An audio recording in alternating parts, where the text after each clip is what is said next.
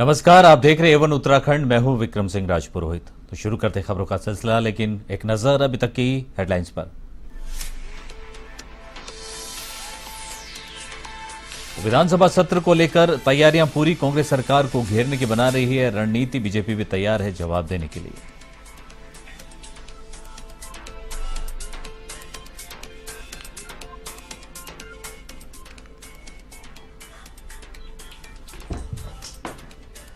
RTO में फाइलों का पहाड़ होगा खत्म। फाइलों के कंप्यूटरीकरण की कवायद शुरू। डाटा कंप्यूटरीकृत होने के बाद फाइलें होंगी नष्ट।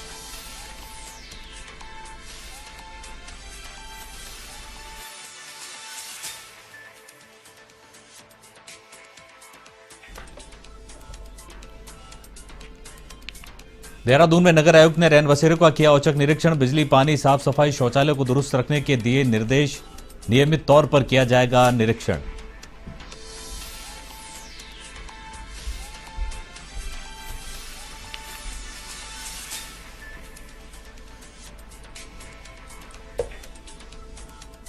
हरिद्वार जिला पंचायत का 68 करोड़ का बजट पास। सदस्यों ने अपने क्षेत्रों से संबंधित रखे प्रस्ताव। पंचायत अध्यक्ष ने तय समय में विकास कार्य कराने का दिया आश्वासन।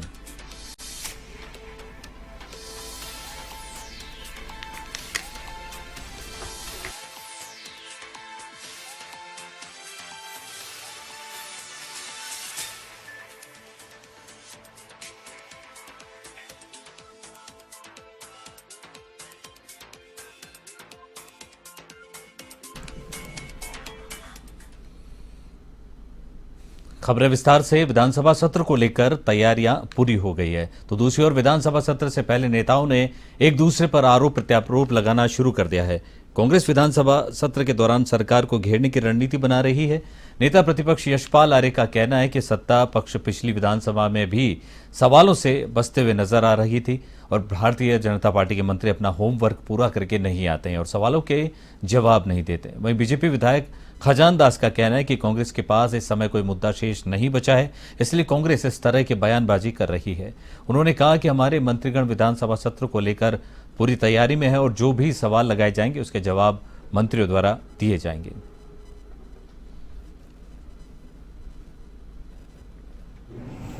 सत्रों में साफ तस्वीर साफ हो चुकी है कि भारतीय जनता पार्टी के जो माननीय मंत्रीगण हैं वो पूरी तैयारी के साथ हाउस में नहीं आते, प्रश्नों का जवाब नहीं दे पाते हैं और हमसे कहा जाता है हम पूरी तैयारी के साथ, हमारे हर माननीय विधायक पूरी तैयारी के साथ जो प्रदेश के मुद्दे हैं, जो उनकी विधानसभा के सवाल हैं, उनको लेकर गंभीर भी हैं और हमने लगातार सरकार को पन्ना कोरा है। कांग्रेस के पास कोई मुद्दा नहीं, कांग्रेस इस समय मुद्दा विहीन है और भारतीय जनता पार्टी हर सवाल का जवाब देने के लिए तत्पर है। हमारे माननीय मंत्रीगण पूरे तैयारी के साथ आएंगे और जो भी सवाल कांग्रेस करेगी उसका बिल्कुल जवाब दिया जाएगा। और मुझे लगता है कि कांग्रेस चुनाव को देखते हुए हल्ला उल्ला कर सकती है, किंतु ठोस मुद्दे उनके पास कुछ नहीं है। और माननीय मंत्रीगण जो हमारे हैं वो पूरे तैयारी के साथ आएंगे, पूरे होमवर्क के साथ आएंगे और हर सवाल का जवाब, चाहे किसी भी प्रकार का वो सवाल करेंगे। देहरादून में 5 फरवरी से विधानसभा का सत्र शुरू हो रहा है, जो 8 फरवरी तक चलेगा। वहीं विधानसभा सत्र को लेकर देहरादून पुलिस प्रशासन ने कमर कस ली है। आपको बता दें कि देहरादून के एसएसपी अजय सिंह ने तमाम क्षेत्राधिकारियों के साथ बैठक करके उनको सुरक्षा के पुख्ता इंतजाम करने के निर्देश दिए हैं। वहीं पुलिस फोर्स को भी ब्रीफ किया है। वहीं इस बार विधानसभा में प्रवेश करना आसान नहीं होगा, क्योंकि दिल्ली के संसद भवन में असामाजिक तत्वों के घुसने के बाद विधानसभा में भी सख्ती बढ़ा दी गई है। देहरादून के एसएसपी अजय सिंह ने जानकारी देते हुए बताया कि इस बार विधानसभा सत्र में बिना पास के किसी को एंट्री नहीं मिलेगी, फिर चाहे वो कर्मचारी हो या मीडिया कर्मी।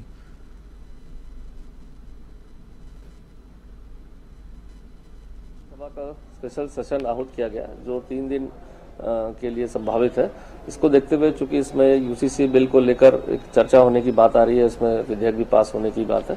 इसको देखते हुए सुरक्षा व्यवस्था को लेकर चूंकि बहुत ही महत्वपूर्ण जो है विधेयक पास होना है और उसमें चर्चा भी होनी है, तो इसकी सुरक्षा को देखते हुए आउटर इनर कॉर्डन जो हमारा रहता है उसको और सुदृढ़ किया गया है। बाहर से भी इसमें राजनीतिक अधिकारियों के करीब 12 अधिकारियों को इसमें लगाया गया है। साथ ही साथ इस दौरान जब भी सत्र होता है तो कहीं ना कहीं धरना प्रदर्शन जुलूस के माध्यम से भी लोग पहुंचते हैं, तो उसको देखते हुए चारों तरफ बैरियर्स लगाकर उस पर ड्यूटियां लगाई गई हैं। साथ ही लोकल इंटेलिजेंस यूनिट को भी अलर्ट किया गया है और खासकर इस तरह के लोग जो उनके पास पासेस नहीं है या अंदर जाना चाहते हैं, बिना पास के किसी को भी अनुमति नहीं होगी और सभी की इसमें चेकिंग फ्रिस्किंग के उपरांत ही सबको प्रवेश दिया जाएगा। इस संबंध में सभी अधिकारियों से मीटिंग कर ली गई और ब्रीफिंग करके इसमें बीजेपी के दिग्गज नेता लालकृष्ण आडवाणी को केंद्र सरकार भारत रत्न से सम्मानित करने जा रही है, जिसकी जानकारी प्रधानमंत्री नरेंद्र मोदी ने ट्वीट के जरिए दी है। तो एक तरफ जहां भाजपा इसकी सराहना कर रही है, तो वहीं कांग्रेस ने भी अपनी प्रतिक्रिया दी है। कांग्रेस प्रदेश अध्यक्ष करण महारा ने कहा कि ये पूरे भारत ने देखा है कि लालकृष्ण आडवाणी का मोदी और अमित शाह की सरकार आने के बाद किस तरीके से अपमान किया गया। यहां तक कि आडवाणी हाथ जोड़कर खड़े रहे, लेकिन प्रधानमंत्री ने उनका उत्तर तक नहीं दिया।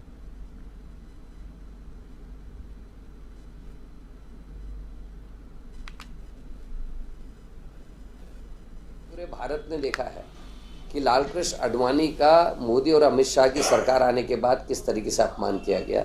जगह जगह अपमान हुआ, यहाँ तक कि वो हाथ जोड़ के खड़े रहे और प्रधानमंत्री ने उनके हाथ जोड़ने का उत्तर नहीं दिया। केवल आडवाणी नहीं, मुरली मनोहर जोशी, अरुण शौरी, यशवंत सिन्हा, जसवंत सिंह और वकील साहब, ये कई ऐसे लोग थे जिनको लोग पढ़ा लिखा मानते थे, जिनकी लोकतांत्रिक परंपराओं पर भरोसा था, विश्वास था। और ये लोग विपक्ष में या पक्ष सत्ता में होते हुए भी लोकतांत्रिक परंपराओं का निर्वहन करते थे। लेकिन जो ये एरा चल रहा है, जो मोदी और अमित शाह का जो कार्यकाल है, इसमें ऐसे सारे नेताओं को रसातल में डालने का काम किया। अब फेस सेविंग के लिए, क्योंकि इस तरह की बातें उठ रही कि आडवाणी जी भी गायब हो गए, मुरली मनोहर जोशी गायब हो गए, अरुण शौरी गायब हो गए, जितने पढ़े लिखे लोगों को भारत की जनता जानती थी, जिन्होंने जनसंघ को थामा, जिन्होंने बीजेपी बनाई, वो सभी लोगों को आज दरकिनार कर दिया गया है। और उससे बचने के लिए, चर्चाओं से बचने के लिए इस तरीके का काम किया गया है।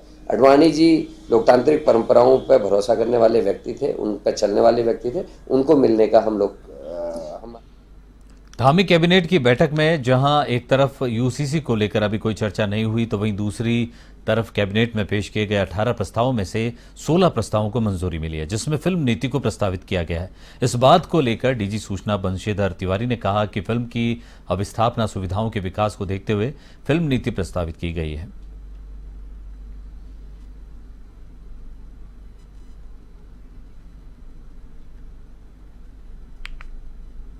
नीति प्रस्तावित की है, उसमें एक तो फिल्म की अवस्थापना सुविधाओं के विकास के साथ ही साथ फिल्म की जो शूटिंग है, जो हमारी ओटीटी प्लेटफार्म पे वेब सीरीज़ बनती हैं, जो टीवी सीरियल्स बनते हैं, उनको कैसे बढ़ावा दें। जो हमारे उत्तराखंड के लोकेशंस हैं, पूरा प्रदेश ही फिल्म शूटिंग के लिए, अगर हम कहें फिल्म सिटी है तो अतिशयोक्ति नहीं होगी। तो ऐसे स्थल जहाँ पे फिल्म शूटिंग नहीं है उसको बढ़ावा देना। यहाँ के जो छात्र हैं वो फिल्म व्यवसाय से, पाठ्यक्रम से कैसे जुड़ें, उसके लिए प्रोत्साहित करना।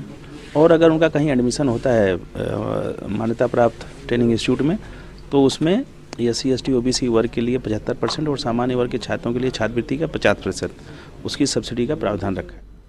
आरटीओ में लगा वाहनों की फाइलों का पहाड़ खत्म करने के लिए विभाग ने इन फाइलों के कंप्यूटरीकरण की कवायद शुरू कर दी है। मौजूदा समय में आरटीओ दफ्तर में पुराने वाहनों की करीब 10 लाख फाइलें जमा हैं। इन्हें कंप्यूटरीकृत करने को विभाग ने काम शुरू किया है। पूरा डाटा कंप्यूटरीकृत करने होने के बाद फाइलों को नष्ट कर दिया जाएगा। इसके बाद वाहन ट्रांसफर कराने, आरसी के नवीनीकरण, फिटनेस और टैक्स आदि कार्य कंप्यूटर के जरिए होंगे। परिवहन विभाग की माने तो अभी तक 70% फाइलें कंप्यूटरीकृत हो गई है और मौजूदा वक्त में सभी नए वाहनों का डाटा ऑनलाइन ही फीड किया जा रहा है।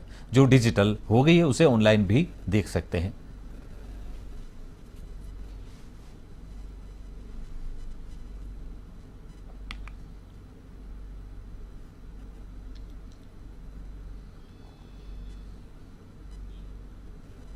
उपनेता प्रतिपक्ष भुवन कापड़े और हल्द्वानी विधायक सुमित हरदेश ने दर्जनों श्रमिकों के साथ एसएसपी कार्यालय में धरना प्रदर्शन किया।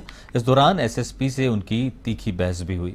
कांग्रेसी नेताओं ने पुलिस प्रशासन पर आरोप लगाते हुए कहा कि दिसंबर में दर्ज हुए मुकदमे को लेकर अब तक हीला हवाली की जा रही है। उधम सिंह नगर परिषद के पंतनगर सिडकुल की अशोका लीलैंड कंपनी द्वारा 4.5 साल का डिप्लोमा करने के बाद सैकड़ों कर्मचारियों को बाहर निकाल दिया गया था, जिसकी लड़ाई निकाले गए कर्मचारी और कांग्रेस नेता लड़ रहे थे। आरोपियों पर कार्रवाई की मांग को लेकर वे एसएसपी कार्यालय पहुंचे। वहीं एसपी क्राइम चंद्रशेखर घोड़के ने बताया कि मामले में 29 दिसंबर को मुकदमा दर्ज किया जा चुका है। सीओ सिटी का चार्ज देख रही आईपीएस अधिकारी को मामले की जांच सौंपी गई है।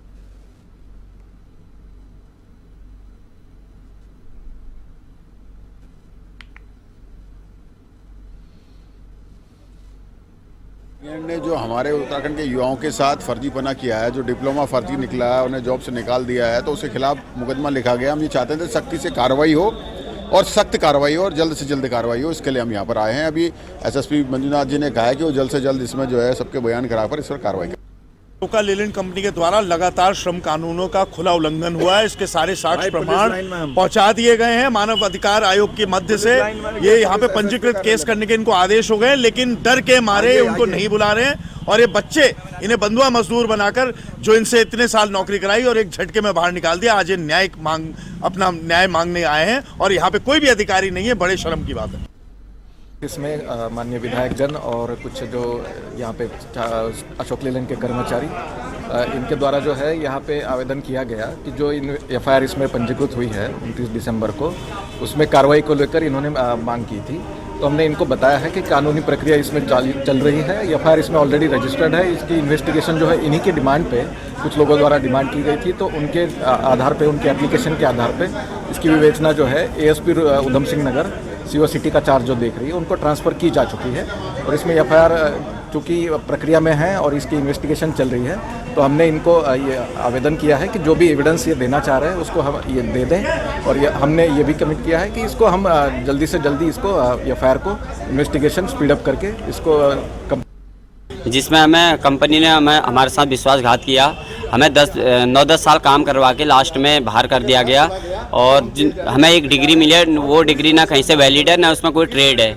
और उसमें अशोक लेलैंड दोषी है। अशोक लेलैंड पुलिस प्रशासन के साथ मिलके हमें गुमराह कर रही है। एफआईआर भी हो चुकी है और पुलिस प्रशासन हम पे ही ज़्यादा दबाव डाल रहा है कि आपको जॉब नहीं मिलेगी, आपको ये नहीं मिलेगा, वो नहीं होगा। हमें जॉब की कोई ज़रूरत नहीं है। हमने पुलिस प्रशासन से इतनी रिक्वेस्ट है, जितने लोग के खिलाफ हमने एफआईआर कर रखी है उनको अरेस्ट किया जाए। पुलिस प्रशासन का कहना ये है, पुलिस प्रशासन कह रही है आपको जॉब नहीं देंगे, जॉब नहीं देंगे। हम जॉब के लिए आए ही नहीं है। पुलिस प्रशासन जॉब देने वाली कौन होती है? पुलिस प्रशासन का काम है न्याय करना, न्याय करो। नगर आयुक्त गौरव कुमार ने बीते दिनों शहर के रैन बसेरों का औचक निरीक्षण किया और नगर आयुक्त ने रैन बसेरों का औचक निरीक्षण करने के बाद उन्होंने रैन बसेरों में बिजली, पानी, साफ सफाई, शौचालय को दुरुस्त रखने के निर्देश दिए। ये सारी व्यवस्था को देखने के लिए कर्मचारियों की तैनाती करने के निर्देश भी दिए। उन्होंने रैन बसेरों में कंबल, बिस्तर, तकिया आदि के साथ अलाव की भी पर्याप्त व्यवस्था रखने को कहा। उन्होंने नगर निगम को निर्देश दिए कि शहर के मुख्य स्थानों, रेलवे स्टेशन, बस स्टैंड और व्यस्त चौराहों के पास रैन बसेरों के सूचना के बोर्ड लगाए जाएं। नगर आयुक्त ने कहा कि नियमित तौर पर रैन बसेरों का निरीक्षण किया जाएगा।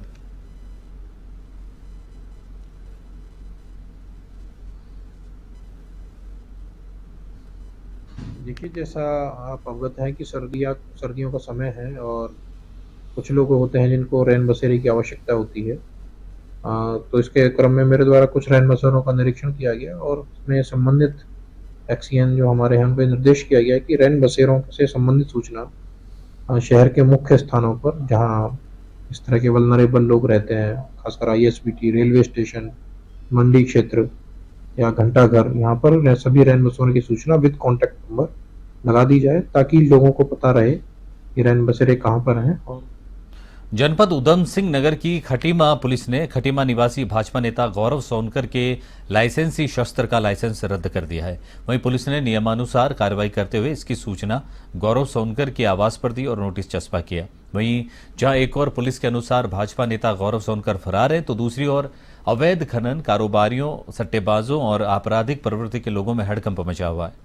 तो उत्तराखंड मुख्यमंत्री पुष्कर सिंह धामी ने प्रदेश को नशा मुक्त और अवैध खनन मुक्त, भय मुक्त सट्टेबाजों और अपराधियों पर अंकुश लगाने हेतु पुलिस को सख्त निर्देश दिए हैं, जिसके क्रम में पुलिस लगातार कार्रवाई कर रही है।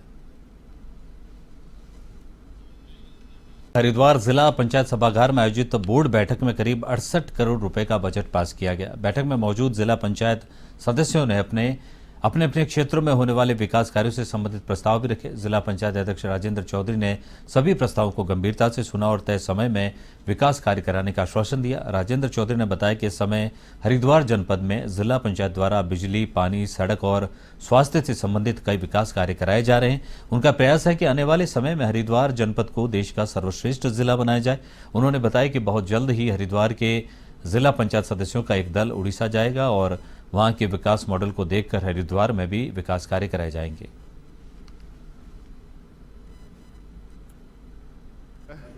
उसके बजट के विषय में आज की बैठक रखी गई है।